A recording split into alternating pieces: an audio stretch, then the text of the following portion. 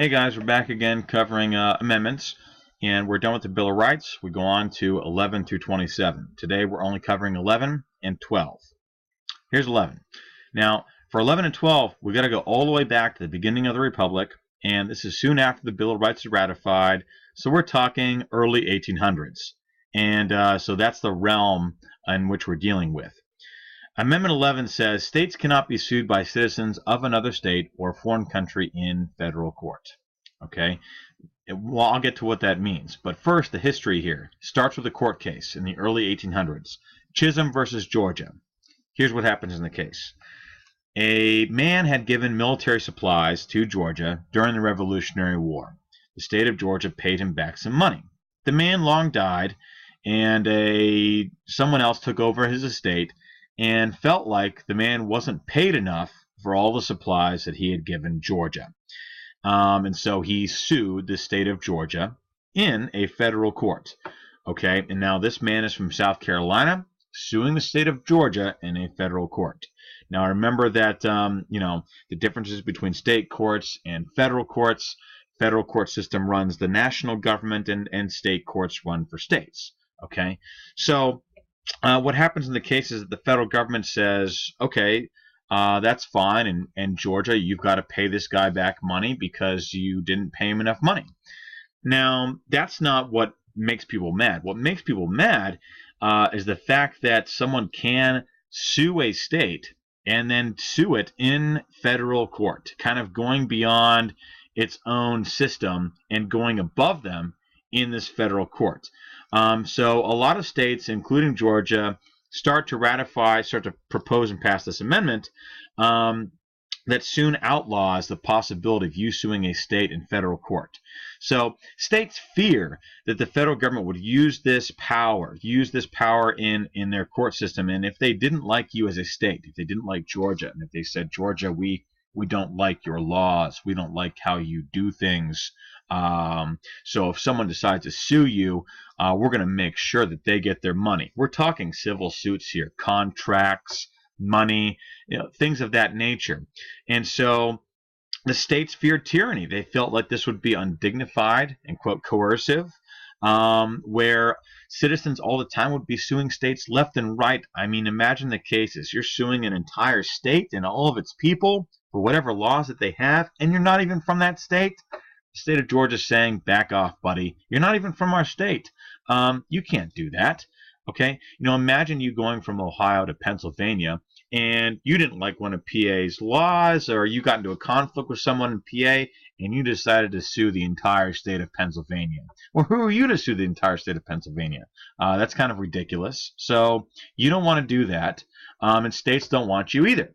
So now this amendment passes saying that you cannot sue another state in a federal court. If you want to sue another state, you have to sue in that state's court, and the state has to simply accept you first if they feel like dealing with you at all. Okay, so it supports federalism early on. This gives states a lot more power to control lawsuits, and it keeps the federal government off their backs, basically. Okay, easy way to remember this, I have mnemonics for each amendment, is 11, the number 11, are like pant legs on a suit, right? I know this is a bad mnemonic, but it's helpful, right?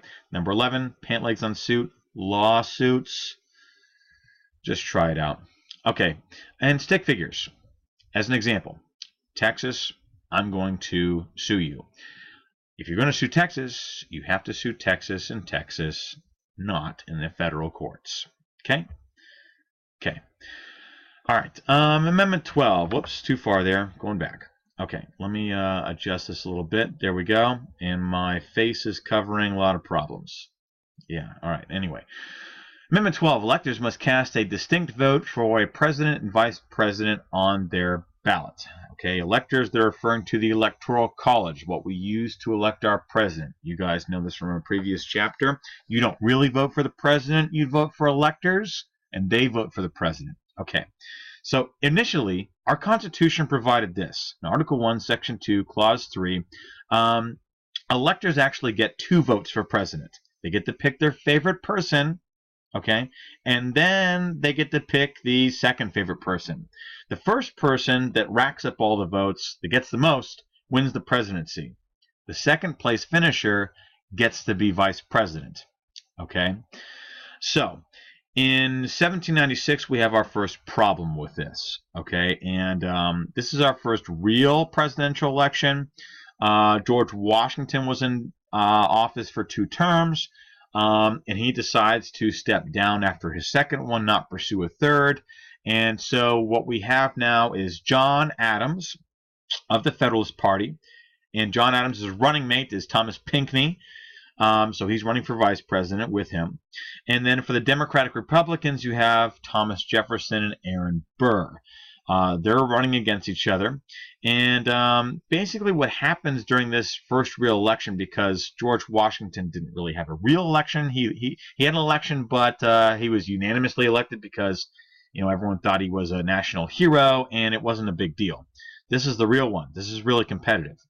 And it turns out that Alexander Hamilton, who doesn't like John Adams, they've had a long-time feud, and himself is a Federalist, decides to do some backroom deals and tries to manipulate the election. He goes down to South Carolina and tells his fellow Federalist friends to not vote for John Adams and instead vote for Thomas Pinckney as president, and then pick some other dude in the Federalist Party to be the vice president. Okay, and so he starts this. Rumors of this go up north to where most of the Federalists are, and states up north like Connecticut and New Hampshire basically get angry, and they get so angry that they take Thomas Pinckney's name completely off the ballot. So all people have is really John Adams to vote for.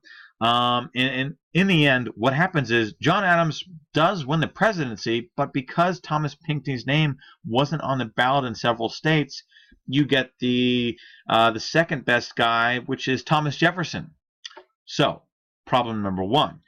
In an election like this, you have a president of one political party and the vice president of a different political party. And Thomas Jefferson and John Adams do not get along that well. Okay, so that's a problem. Problem number 2. The very next election, again, you have Thomas Jefferson and Aaron Burr, his running mate, running against John Adams all over again. Okay, and this time John Adams fails and Thomas Jefferson succeeds in winning the election.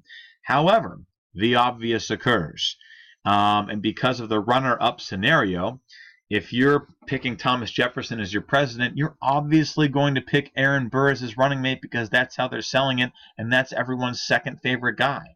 So what happens is Thomas Jefferson and Aaron Burr tie in the number of first and second place, votes. So here's what happens. In the Constitution, ties are supposed to be broken up by the House of Representatives. So votes go to the House of Representatives to vote on either Aaron Burr or Thomas Jefferson. Now, why, might you ask, isn't Aaron Burr just giving this up?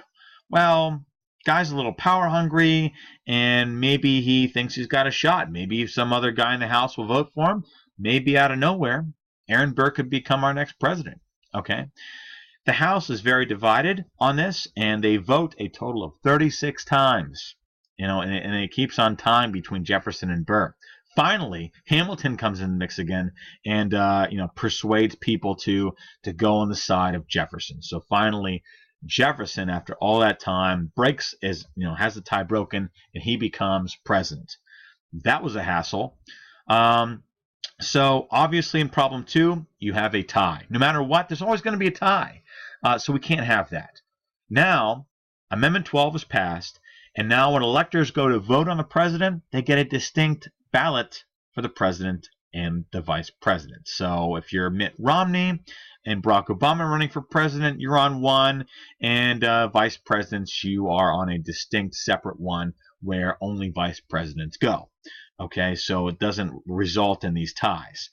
So remember, for the new monarch, one ballot, second ballot, just like the number 12. All right? See you guys. Thanks. Bye.